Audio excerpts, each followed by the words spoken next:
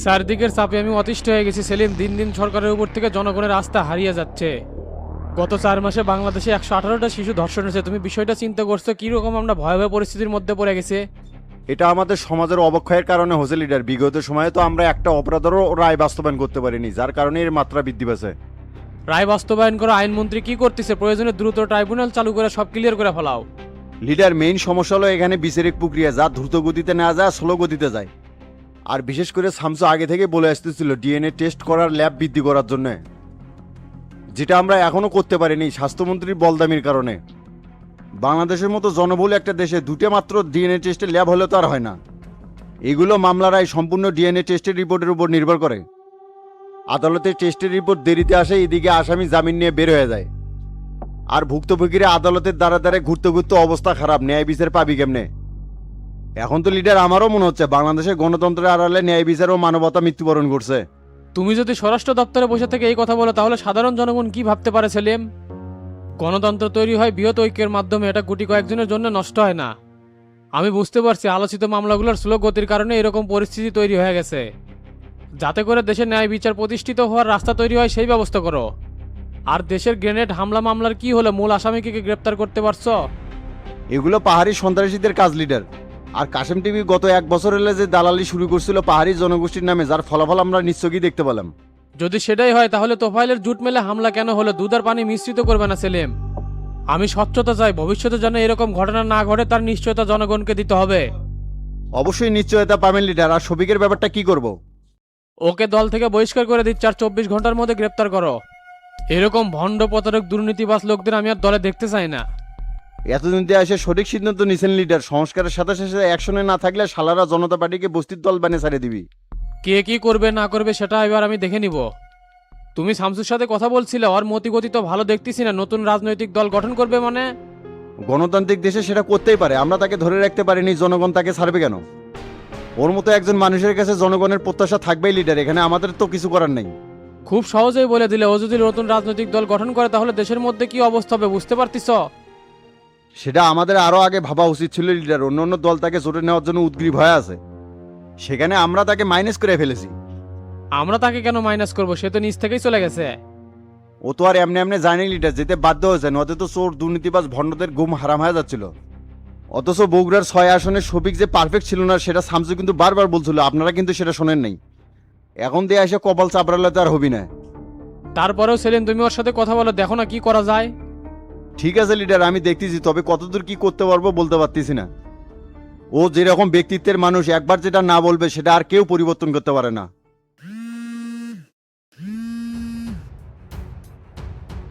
Hello. Leader আসসালামু আলাইকুম। ওয়ালাইকুম আসসালাম। আসাদ বলো। ঝিনাইদহের কমিটিটা কি করবো? ওটা কি আজকে বিলুপ্ত করে দিব? আর নীলফামারী জেলা কমিটির মধ্যেও তো ঝামেলা দেখতেছি। আমার মনে হচ্ছে ওখানে সলিম কাজী পারফেক্ট আছে, তাকেই দায়িত্বটা দিয়ে দেই। তুমি কি এই ব্যাপারে তোফাইলের সাথে কথা বলছিলা? তোফাইল ভাইয়ের সাথে আমি কথা বলছি লিডার, কিন্তু ওই লোকের তো কথাবার্তার ডাইস ভালো না। লেলিম শিকদার আছে না, ওই লোকের পক্ষ হয়ে কথা বলতেছে। ওই লোক তো পাক্কা চাঁদাবাজ। নীলফামারী জেলার সেক্রেটারির দায়িত্ব দিলে তো পুরো জেলায় চাঁদাবাজি রাজত্ব কায়েম করে ফেলাবি। কিন্তু তোফাইল ভাই যে ঝামেলা করিচ্ছে, এটার কি করবো? আসাদ, এখানে সাংগঠনিকভাবে যে সিদ্ধান্ত নেওয়া হয়েছে এর বাইরে কোনো কাজ করা যাবে না। তুমি ওখানে সলিম গাজীকে সাধারণ সম্পাদক হিসেবে মনোনীত করার নোটিশ দিয়ে দাও। ঠিক আছে লিডার, আমি নোটিশ তৈরি করে সন্ধ্যার মধ্যে প্রকাশ করে দিচ্ছি। তোফাইলের গোষ্ঠী মারি মেয়ে, আমি যেটা বলছি সেটা করো। আর একটা কাজ করো, শফিক আছে না বগুড়া 6 আসনের এমপি, ওকে দল থেকে বহিষ্কার করে দাও। আর সংসদ সদস্যের যত কার্যক্রম সব স্থগিত করে দিবা। আর এইগুলোর ব্যাপারে আমার কমান্ড ছাড়া অন্য কারো কমান্ড শুনবে না, আন্ডারস্ট্যান্ড? ওকে লিডার, রাখলাম তাহলে। আসসালামু আলাইকুম। ওয়ালাইকুম আসসালাম।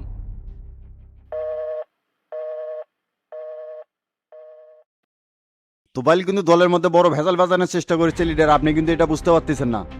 এই পয়জনের কারণে কিন্তু সরকারকে একদিন বড় ভোগান্তির শিকার হতে হবে। কার দৌড় কত দূর সেটা দেখে নিব সেলিম। দলের ঐক্য যারা গ্রুপিং করে ভাঙার চেষ্টা করবি তাদের অবস্থা আমি খারাপ করে দিব। ঠিক আছে লিডার, তাহলে এখন আমি উঠলাম, আর শফিককে গ্রেপ্তার করার জন্য আমি ব্যবস্থা নিচ্ছি। আচ্ছা যাও, আর সাংবাদিকদের এড়িয়ে চলো, ওদের সাথে কথা বলার দরকার নাই। গেলাম তাহলে, আসসালামু আলাইকুম। ওয়ালাইকুম আসসালাম।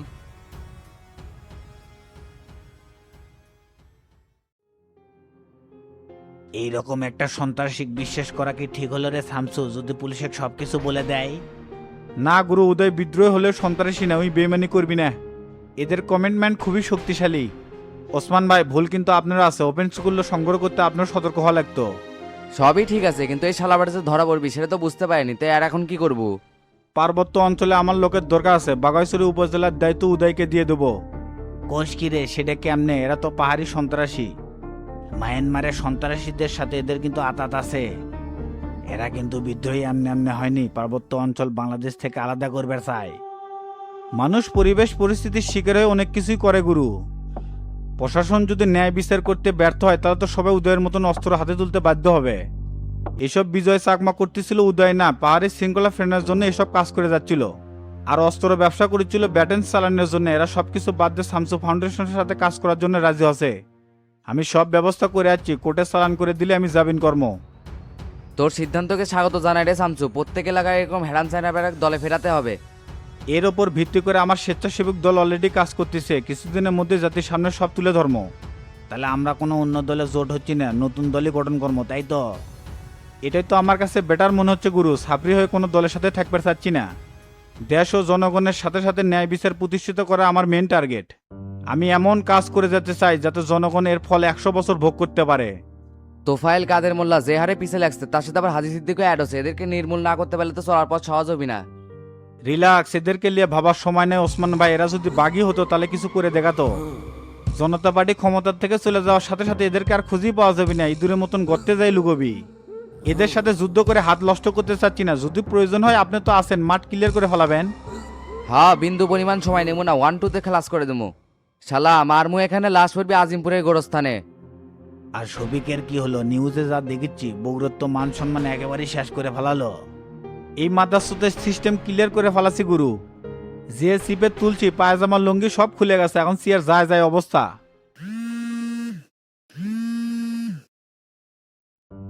সেলিম ভাই, আসসালামু আলাইকুম। ওয়ালাইকুম আসসালাম। এটা কোনো কথা শামসু? এখন পর্যন্ত তুমি আমার সাথে দেখা করলে না। তুমি আসো কই বলো তো, সেখানেই আমি যাচ্ছি। সেলিম ভাই আসার পর থেকে নানান কাজে ব্যস্ত হয়ে গেছে, আপনার সাথে যে দেখা করবো সেই সময়ই হয়নি। কেবলকা বাসায় আসলাম, ফ্রেশ হয়ে আমি আপনার অফিসে আসতেছি।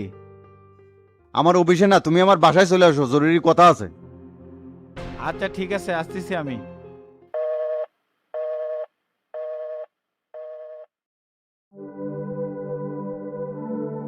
আমি একবারে হতভম্ব হয়ে গেলাম শফিক, এরকম কাজ কেমনে করলাম? মার্ডার করে আসতে আমি গর্ব করতাম। ভাই লজ্জার দেন না, নির্বাচনে খরচ বেশি করে ফেলাছিলাম, সেগুলো তোলার জন্য এগুলো করতেছিলাম। আর তোফায়েল ভাইকে এত করে বুঝালাম, সভাপতিকে মানাবের পারল না। কেমনে পাবি? তাই তো নিজেই দৌড়ের উপর আছে। দলের মধ্যে যে সিন্ডিকেট শুরু হচ্ছে, সবার কপালে শনি আছে দেখতেছি। আবার কি আছে ভাই, নতুন করে কোনো ঝামেলা আছে নাকি? সাধারণ সম্পাদক পদ নিয়ে দলের মধ্যে রাজনীতি শুরু হয়ে গেছে। অলরেডি 4-5 জন প্রতিদ্বন্দ্বী বাড়াচ্ছে, আর তোফায়েল ভাই তো হানিফেক সমর্থন করছে। সারা জীবন পরিশ্রম করে যাচ্ছি, জীবন যৌবন দলের জন্য কোনোটাই শেষ করা বাদ দেয়নি, অথচ হানিফের মতো লোকে তোফায়েল ভাই সমর্থন করলো। আর সভাপতি এখন যা বলতিছে তোফায়েল ভাইয়ের ঠেলাত পরে সেটাই মেনে নেওয়া লাগিচ্ছে। আমার তো মনে হয় এই জন্যই তোমার ব্যাপারটা ইজিলি হ্যান্ডেল করতে পারতিছে না। আমি অত কিছু বুঝি না ভাই, যেকে করে হোক আমার এমপি পদ আটকান লাগবে। আপনি না হয় সভাপতির সাথে আরেকবার কথা কন। পরিস্থিতি ভালো না শফিক, মিডিয়া যেভাবে তোমার প্যান্টটা খুলে দিছে, চাইলেও কোনো কিছু করা সম্ভব না। আর জোর করতেও তো পারবো না। সামনের সপ্তাহে সাধারণ সম্পাদক পদের নির্বাচন, এতে করে আমার ভোট কমে যাবে। আপনারা ভাই যা দেখালেন, বিপদের সময় এরকম করলে তো হয় না। টেকা যা খরচ করা লাগে করবো নি, চেষ্টা করে দেখেন, না হলে তো আমি এলাকায় ফিরতে পারবো না।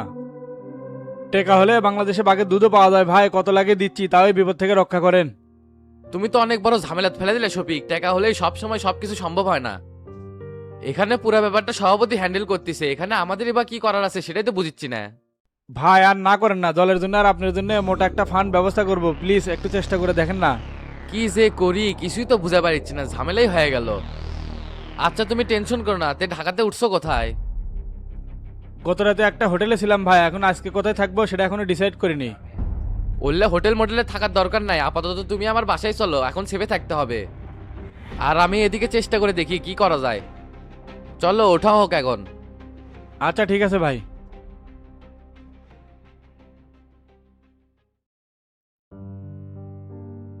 এক একটা আউটবাট পারে তো হাওয়া টাইট হয়ে গেছে মাস্টার। এরকম পদক্ষেপ আরো আগেই নেওয়া উচিত ছিল। সবই ঠিক আছে হাবিব ভাই, তবে অ্যাকশন বেশি দিয়ে ফেলালে হিতে বিপরীত হয়ে যাবি। হিতে বিপরীত বলতে কোনটার কথা করছো রে তোতা? রাজনীতিতে হেডাম নেতা কর্মীর দরকার আছে ভাই। শুধুমাত্র যেসব কমিটির উপরে চাঁদাবাজি তকমা আছে তাদেরকে নিয়ে আমাদের আলাদাভাবে ভাবা উচিত। একেবারে সব ছাঁটাই করে দিলে তো এলাকা কন্ট্রোল করা মুশকিল হয়ে যাবে। বিশেষ করে সারিয়াকান্দির হারুন চ্যাংরা ভালো, ভোটের মধ্যে তো গাপ তুলে এসে আমাদের জন্য ব্যাপক খাটাখাটি করছে। ওই কমিটির সমস্যা দেখেছি চাঁদাবাজি সিন্ডিকেট তৈরি করছে, আর তো কোনো সমস্যা দেখেছি না। চাঁদাবাজি তোর কাছে সামান্য মনে হচ্ছে রে তোতা? সিএনজি আর অটোরিকশা স্ট্যান্ডে ওই যে নৈরাজ্য তৈরি করছিল সেটার জন্য তো এলাকাবাসী ওর উপর ক্ষিপ্ত হয়ে আছে। মানুষ ক্ষিপ্ত হলে ও শালার বেটার হেডাম আছে ভাই। সারিয়াকান্দির নাগরিক পার্টি নেতা মালু, এর জন্যই তো মাথা চারা দিয়ে উঠতে পারে না। তোর কথা আমি বুঝছি রে, ওটি তো শাকিল জাভেদ মন্টু আছে, ওদেরকে সামনে আগে দিতে হবে। এখন হারুনকে বদলানোর সময় এসে গেছে। তা বদলান ভাই, সমস্যা নাই, তবে রাজনীতিতে ভালো গিরিতে চলে না, সাহসী লোকেরও দরকার আছে। সাত মাথাতে সেদিন মারামারি হারুন সহ তার চায়না বাংলা মিলে জুলফিকারের যে দাবরে মাঠ ক্লিয়ার করলো সেটা মনে হয় আপনারা ভুলে গেছেন। সেটা ভুলিনি, তবে কিছু করার নাই, বিকল্প তো কিছু দেখতে হবে। কালুয়ার নন্দীগ্রামের সেক্রেটারি বদলালেই হচ্ছে মাস্টার। মনির আর রাসেল সভাপতি হিসেবে ঠিক আছে। শাহজাহানপুরের বাবলু কিন্তু পাক্কা হারামি ভাই। শালার বেটা ভোটের মধ্যে আমার কাছে 50,000 টাকা শফিকের ভোট করছে। এই কিন্তু খানদারের কালা রফিকের সাথে মাদকের ব্যবসা করে যাচ্ছে ভাই। সেটা তো আমি জানি, অকরে কমিটির মধ্যেই দুনিয়ার ভেজাল, এটাই আগে বাতিল করমু। এই শাহজাহানপুরের কমিটি শফিক দিছিল না মাস্টার? শফিক একলা না, সাথে তোতাও আছিল। না না, আমি দিমুকে, বুড়ো দিনই টাকা খেয়ে কমিটি দিছে। সাইনবোর্ড তো তুই আসিল রে তোতা, এখন অস্বীকার করিচ্ছ কি জন্যে? তখন আমি মেলাবার বাধা দেওয়ার চেষ্টা করছি, কিন্তু তোরা আমার কথা কেউ শুনিসনি। অতীতার টানে না তো হবে ভাই, এই শালার বুড়ো আমার জীবনটা তেজপাতা করে ছেড়ে দিছে।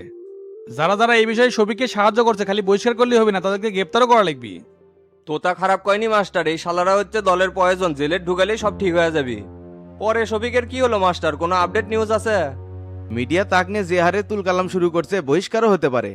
গ্রেপ্তার হলো বলে তদন্ত অফিসারের গায়ে হাত দিছে, অবস্থা খুবই খারাপ। আহারে শফিক 1 মাসও এমপিগিরি করতে পারলো না। আমার কেন জানি মনে হচ্ছে ভাই এই সাবিতি বুড়ো এবার স্ট্রোক করবি, তাহলে এই আসনে আবার উপনির্বাচন হচ্ছে।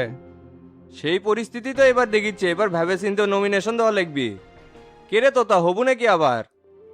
এক নির্বাচন করেই কোমর ভেঙে গেছে ভাই। আমি যদি দাঁড়াই তাহলে ভোট করার খরচ আপনি দিয়েন।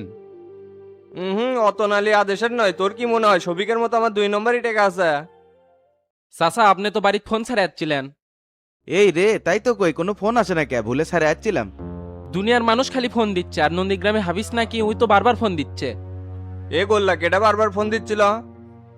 নন্দীগ্রাম উপজেলা সেক্রেটারি হাফিজ। এই শালার সাথে কোনো কথা হবি না মাস্টার, পাক্কা হারামি। সকালেও আমার কাছে আসছিল, ওর কত বড় সাহস আমার টাকা অফার করে। মনে হচ্ছিল ওটি ব্যান্ডে ধরে শালাক বসান দি। খালি হাফিজ কে মেলাজন ফোন দিচ্ছে, এগুলা করে কোনো কাম হবি না। গোল্লা আমাদের জন্য চায়ের অর্ডার দিত, আর আমার জন্য বাবা জর্দা দিয়ে একটা পান নিস। এ গলায় আমার জন্য একটা পান নিস, তবে মিষ্টি যোদ্ধা দিয়ে। কে রে তোতা, তুই আবার পান খাওয়া কবে থেকে ধরলু?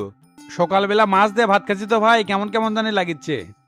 আচ্ছা ঠিক আছে ভাই, আপনার জন্যও নিয়ে আসিচ্ছি।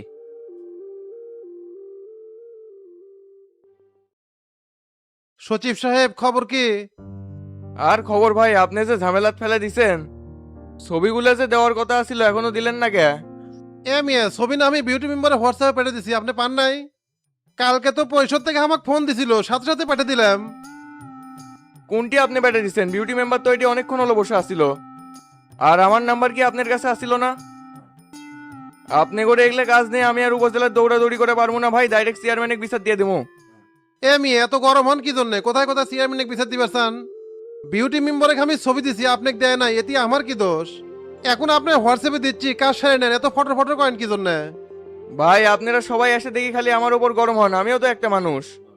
এই দিকেই যাবো না ওই দিকেই যাবো, আবার কাজ দেরি হয়ে গেলে চেয়ারম্যানের চোদন খাই।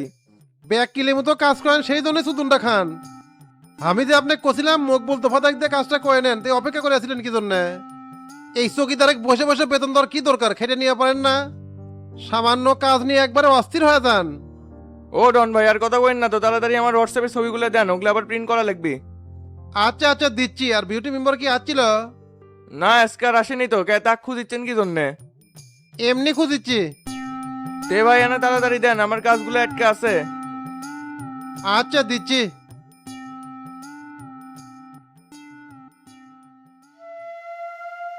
এখনো কোনো খুশি সংবাদ পেলাম না, আর বাবার নাম্বারও বন্ধ, কাহিনী কি? না বাবা, অবিশ্বাস করা যাবে না, ক্ষতি হয়ে পারে, যেহেতু 3 দিন সময় দিচ্ছে, এর মধ্যে খুশি সংবাদ পামইনি। ভাই কি হচ্ছে, উনকে মনে মনে কি ভাবতেছেন? কিছু না রে। আমি তো আপনার মতিগতি কিছুই বুঝতে পারছি না ভাই, হঠাৎ করে মহস্থান পাগলা বাবার মাজারে খাসি জবাই দিচ্ছেন, আবার গরিব মানুষের কাপড় কিনে দিচ্ছেন। আপনার এইরকম কর্মকাণ্ড দেখে তো আমি অবাক হয়ে যাচ্ছি। অবাক হওয়ার কি আছে, লিখি খারাপ কামবে? না ভাই, খারাপ হবে কি, সোয়াবের কাম, কিন্তু আগে তো আপনি এইরকম করেননি। যে মানুষ শুক্রবারেও নামাজ পড়বার যায়নি তাই এখন 5 ওয়াক্ত নামাজ পড়ে, আবার খাসি জবাই করিচ্ছে, গরিব মানুষের বস্ত্র দান করিচ্ছে, তাই না অবাক হচ্ছি। ভালো কাজ করলে মানুষের অবাকই হয়, খারাপ কাজ করলে কি এরকম করে কলুনি? ঠিকই করছেন ভাই, তে আমার বেতনটা এবারে না বাইরে দিয়ে এই সামান্য টাকায় চলা খুব কঠিন হয়ে যাচ্ছে। গত মাসে না তো 200 টাকা বেতন বাড়ালাম, আবার কিসের বেতন বাড়ানো লাগবে? ঠিক মতো দোকানে আসিস না, খালি বেতন বাড়াও বেতন বাড়াও, বছরটা যাক তারপরে দেখমুনি। এ আয়নাল ভাই, খবর কি? আর খবর ভাই, এই দোকানে বসে আছি। তুমি তো মিয়া বেইমান লোক, এতগুলা টাকা বেলা খাওয়া দিলে না, এটা কোনো কথা? আমি বেইমান এটা তুই কয়ে পারলু রে গোল্লা? ঝটপট ক, কি খাবো ব্যবস্থা করেছি। কি আর খামু, তুমি তো মিয়া বলদ আছো, মিজানার দিলুক 10,000 টাকা দেয়া লাগে, 2-3 হাজার টাকা দিলেই তো হলো নি। শালাগেরে এত করে কলাম, তারপর না গোল্লা কয়ে দিছে। না রে বলতে আমি করবো কি জন্যে, ওরা এত কষ্ট করে পাটলেক ধরলো তাই নিজে থেকে খুশি হয়ে দিছে। তো এখন তুই কি খাবো কত? আমার কিছু খাওয়া লাগিচ্ছে না, তুমি 1 প্যাকেট গুঁড়া পাউডার আর 2 কেজি ডাল দাও। এ রাব্বি, গোল্লা কি কি চালে ওলি দে তো। আচ্ছা ভাই, দিচ্ছি। এ গোল্লা ভাই, আপনার দোকানের পেছনে আসেন, মালগুলো গুডাউনের মদ থেকে দেয়া লাগবি। আচ্ছা চলে।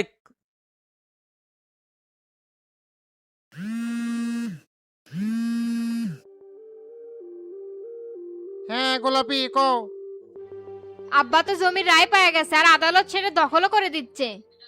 কও কি, অবশেষে জমিটা পাওয়া গেল? ভালোই হচ্ছে, রাস্তার ধারে জমি অনেক দামে বেচা যাবে। সেটা তো যাবি, আর আব্বা ওই জমি আমার নামে লিখে দিবি। তাহলে তো শোনায় সোহাগা গোলাপি, তোমার খবরদারি তো আরো বেড়ে যাবি নি। তে দুপুরে আজকে রান্না কি করছো? ডাল আর গরুর মাংসতে দুপুরে খাবার আসবে নাকি? না, রাব্বিক পেটে দিচ্ছি, আমার হাতে দিয়ে দেও। আচ্ছা ঠিক আছে।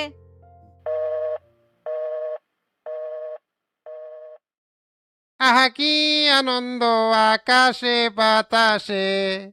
ভাই কি হলো আবার ওকে খুশিতে লাজিচ্ছেন কি জন্য? মেলা দিন হলো একটু জমি নিয়ে ঝামেলা চলেছিল, ওটা আজকে ক্লিয়ার হচ্ছে। কোন কি ভাই, তাহলে তো আপনার গুটি লাল। হ্যাঁ গুটি তো লালি, তে তুই এখন বাড়িতে যা, খাওয়া দাওয়া করে আমার জন্য ভাত নিয়ে আয়।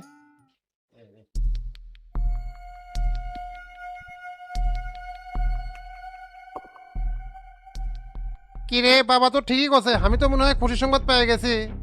তার মানে গুপ্তধন পাবার যাচ্ছি, সেই আনন্দ লাগিচ্ছে।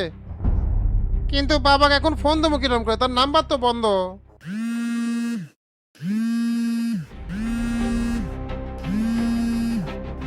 বাবাই না ফোন দিছে। বাবা আসসালামু আলাইকুম ওয়া রাহমাতুল্লাহি ওয়া বারাকাতুহু। ওয়ালাইকুম আসসালাম রহমতুল্লাহি ওয়া বারাকাতুহু। বাবারে তুই তো খুশি সংবাদটা পাওয়া গেছো। হ্যাঁ বাবা, আপনি যা যা কোছেন অক্ষর অক্ষর মিলে যাচ্ছে, এখন আমি গুপ্তধন কখন পাবো? বাবাজি, আল্লাহ পাকের রহমতে, আল্লাহ পাকের ওসিলায় পবিত্র মাজারকে ওসিলা করে তোকে একটা কঠিন সত্যের কথা বলেছিলাম, সেটা কি তুই মনে রেখেছিলি? হ্যাঁ বাবা, কঠিন শর্তের কথা কছিলেন, কিন্তু কি করা লাগবে তা কর নাই। তাহলে শোনেক বাবা, তোকে 21,000 জিনকে একবেলা খাওয়াতে হবে, তাহলেই তুই এই সম্পদ পাওয়া যাবো। এতগুলো জিনিস আমি কেমনে খাওয়ামু বাবা? বাবাজি তো কিছুই করা লাগবে না, সব ব্যবস্থা আমরা পাগলা বাবার মাজারে করবো। কত টাকা সেটা কেমনে দেবো? বাবাজি, আল্লাহ পাকের রহমতে, আল্লাহ পাকের ওসিলায় পবিত্র মাজারকে ওসিলা করে রাতের বেলা বট গাছের নিচে তুই 5 লাখ টাকা রেখে যাবো। আর খবরদার টাকা দিয়ে ওটি দেরি করবো না, সঙ্গে সঙ্গে ফিরে যাবো। 5 লাখ টাকা বাবা, এলা কমান যায় না? তোরা মনুষ্য যদি লেনদেনে কম বেশি করিস, কিন্তু আমরা জিনেরা করি না। 20 টাকা সম্পদের কাছে 5 লাখ টাকা কিছু নয় রে পাগলা। ঠিক আছে বাবা, আমি জায়গা মতো টাকা রাখবো, তো আপনি কি সামনে আসবেন না? এ মানব সন্তান, আমরা জিনেরা আগুনের তৈরি, আমাকে যদি তুই দেখিস তাহলে সহ্য করতে পারবি না, ভয় পেয়ে যাবি। ঠিক আছে বাবা, আমি দেখবার চাবো না। বাবাজি, তুই এই 27 সম্পত্তি 21,000 জিনকে খাওয়ানোর পরই পাওয়া যাচ্ছিস। এখন রাখলাম, আল্লাহ হাফেজ।